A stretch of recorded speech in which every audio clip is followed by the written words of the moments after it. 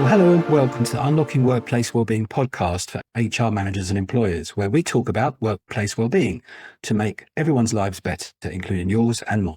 I'm Stephen Pink, the CEO of Verve Healthcare, and I'm delighted that my guest in this episode is Karen Richardson, who not only comes with an incredible experience as a global HR director in the legal sector, but is also a psychotherapist and an accredited executive coach. Karen, welcome. Thanks for joining me today. Thanks so much for having me. I'm really looking forward to our chat. Yeah, me too. It's a pleasure. I'm really excited to be speaking with you because I hear a lot of companies needing to make some quite difficult decisions. There's a lot going on at the moment, and we hear a lot of it in the press and media. And it's putting those companies under pressure on their staff and teams, and they're seeing productivity dip. How can a company maintain productivity when people are worried about change? As you said, there is such volatility currently in the environment, in the world in which we are doing business in. Sometimes we forget that as humans, we are kind of pre-programmed to really not like change. And sometimes I think we can lose sight of that. So our brains are wired to like familiarity and things the way they've always been. And a good example of that is if you think about IT systems within organizations, everybody always has complaints about the IT system. It doesn't do this. It's not good for that. You introduce a new IT system and everyone's clamoring for the old system because they liked it and it worked, and they don't like the new system because it doesn't do things in the way the old system worked. And I share that to start with because I think it's an example of how even when at a conceptual level, we understand why something might have changed, as humans, it takes a lot to work through how we respond to that change. So whilst from a bottom line perspective, from a P&L perspective, making changes, adapting roles, makes sense from a running the business perspective. Well, it's a good idea and we need to do it. So if we tell everybody we need to do it, then that's it. Everyone will understand the need to do it and we can move on. I don't think it's that simple. Providing people with a space to explore that so that they can really work through what it means for them, so that you're not only connecting with the head part of it, but it's kind of this part of us that we need. That's really interesting. So you were saying that it's not just your head, it's your kind of heart as well. I was talking to someone who runs a fairly small business the other day who, needs to make some redundancies as part of the kind of challenge, response to the challenges facing that business. Obviously, that can be really upsetting for people. They're working really hard and then suddenly they're told, well, so you might not be needed. We might not need you around here anymore. So in that circumstance, how can, an HR manager or employer actually keep people motivated? That's really tough. Yeah, it's really tough, particularly when you are dealing with people who've no doubt given a lot of loyalty and commitment to your organization, and, really feel for that small business owner that you're describing, because that's, a tough decision that needs to be made. And I think often, because so much of our identity is linked to what we do in our careers, the messaging that you give people at times like that can be really, really important in terms of helping them to understand that this isn't personal, because it feels personal. It feels like it's why me, and so that really taking the time to think about how you explain and communicate the reason for this change and why you're needing to make these redundancies can go some way to helping people understand the why. Doesn't mean they're going to like it, but it might mean that they are more able to sit with understanding the rationale, so then they can start to work through what that then means for them. And I've experienced in my job in HR, when I was doing that full time, such a range of emotions from people.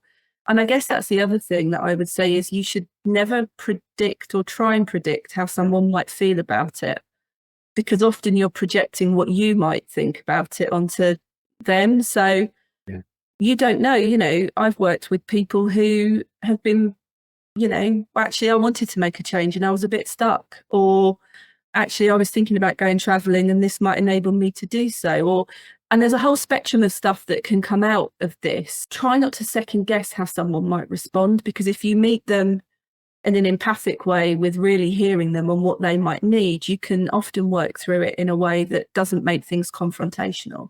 So I think I've heard you say, give people space to kind of internalize and react, explain the why, and don't try and predict how an individual is going to react because we're all different. Yeah. And one of the things I've heard mentioned by people in this context is survivor syndrome, but I've never really known what it means. So in this context, what's that all about? Quite often when we're managing change like these, you rightly put a lot of focus and effort on those people who are directly impacted, because it's them who may be losing their jobs or needing to be redeployed elsewhere. And we can lose sight of those people who are having this change happen around them. And to that point where I started, that we are programmed as humans to not like change. If you are not able to engage with those people and make them feel heard and bring them with you, because if roles are being removed, where's that work going to go? Who's going to do it? Am I expected to work harder? I might not want to say anything. I might not speak up, because if I speak up, then I might be seen as a troublemaker and then I might lose my job next. So that survivor syndrome concept is one whereby people can often feel guilty that they're the ones that remain, or can feel a lot of anxiety around, is this it?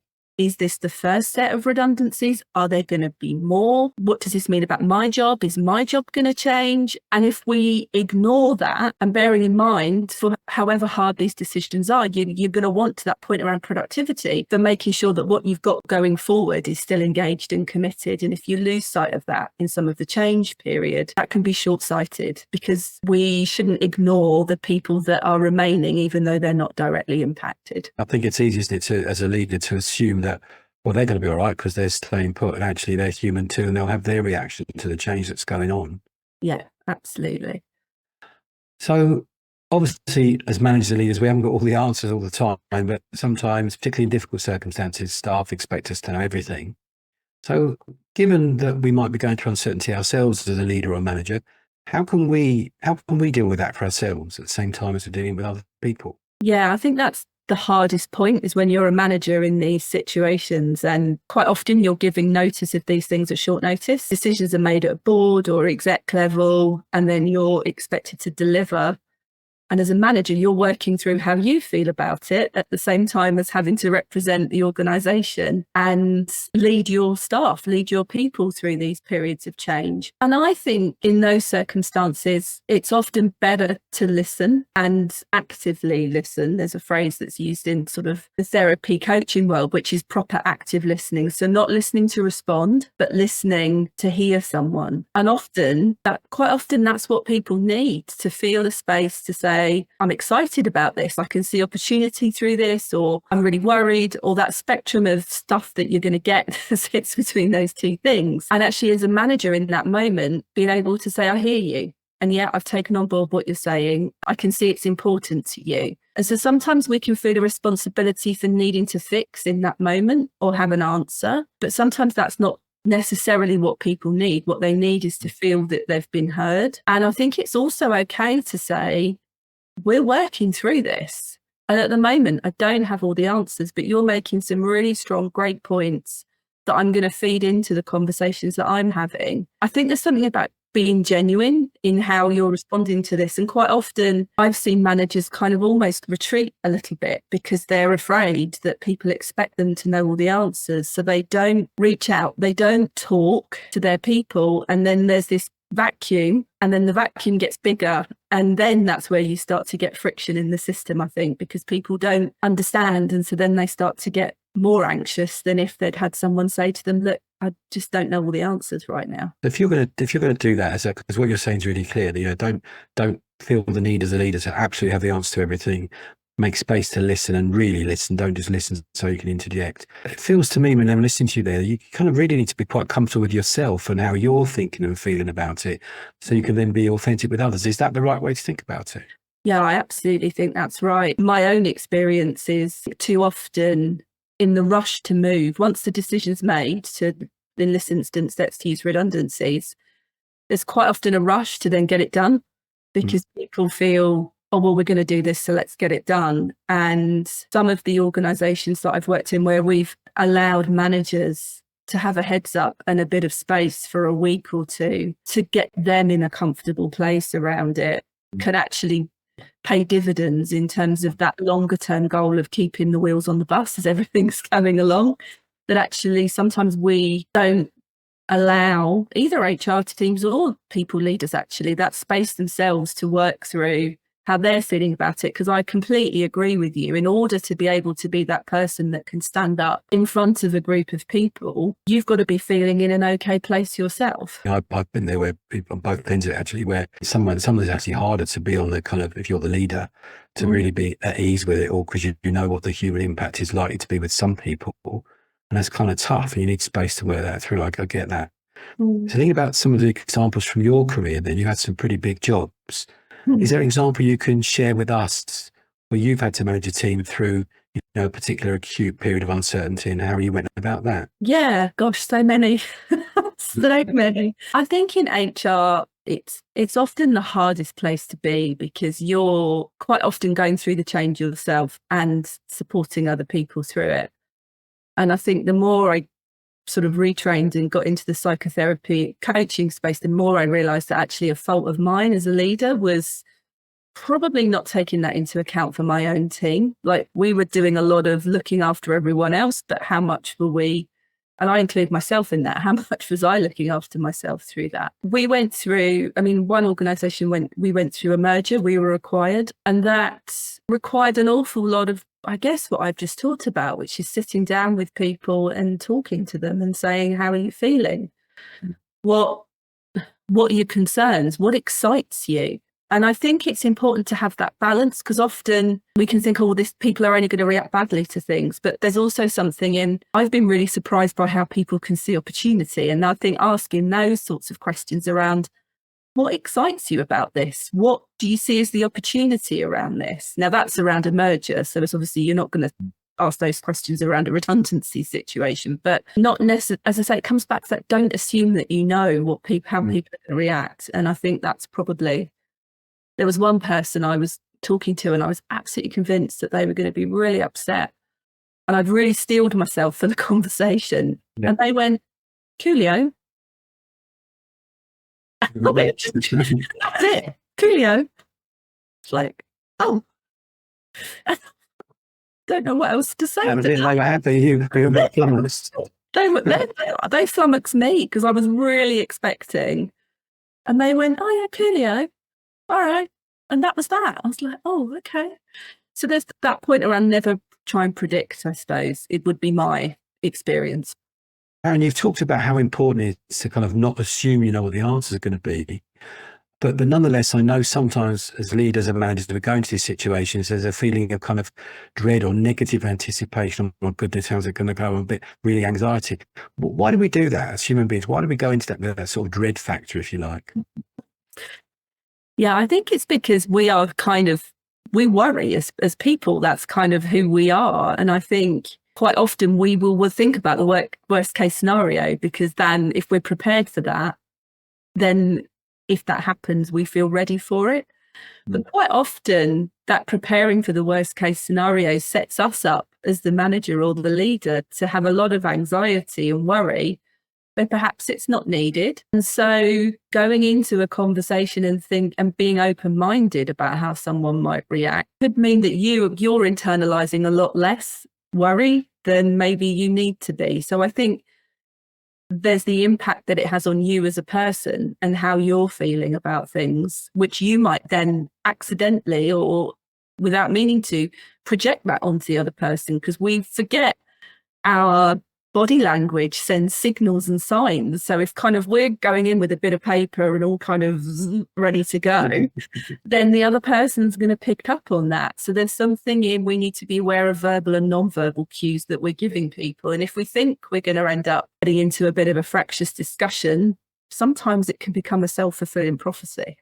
So in that environment, then obviously there's quite a lot of uncertainty at kind of in lots of ways at different parts of the wider team. How is it actually possible for people to remain, being productive in that kind of really uncertain environment? My personal view is what people need in times of change is familiarity and anchors that they can kind of hold on to when things are changing around them. And actually, there is comfort in the familiarity of doing the job. So, yeah, I wouldn't say you'd be expecting people to necessarily go above and beyond, but sometimes, I've worked with many people where we've suggested garden leave to them. It once, no, can I keep working? It's like, oh, okay, because that gives them routine, it gives them structure, it allows them the ability to have some breathing space, to be able to process what's happening, allowing people the space to express and say how they're feeling. But don't be surprised that actually people do remain productive where they feel their voice is being heard. And how you're managing people through that change can have a big impact in terms of how people feel about how they're being treated. And I think if other people see you being treated fairly, that will go a long way to making sure that people move through these changes in a way that they feel is fair. Because often that's what we want, is to see the colleagues and friends that we've worked with for many years, no doubt, being treated fairly. I can see why that's important. I mean, obviously, as well as your HR experience, which goes on for miles, you're a psychotherapist, executive coach. What kind of themes are you spotting in managers at the moment who might be the things people are struggling with particularly? I think it's the pressure to be perfect. Really? Yeah, that seems to be coming through, like safety to fail. And actually, what does fail mean? How safe is it to speak out? How safe is it to say that the workload's too much? I can't, I'm really struggling. Two elements, I think. Firstly, the pressure to kind of be that kind of perfect, have to be, all over everything. But also that what happens if things don't quite go well? What's going to happen to me? And that safety point is coming up quite a lot. That kind of pressure to be perfect, do you get a sense of where that's coming from? Is that coming onto people through their bosses, or they put it on themselves? What tends to be the case when you're talking to people about that? Tends to be a combination. Okay.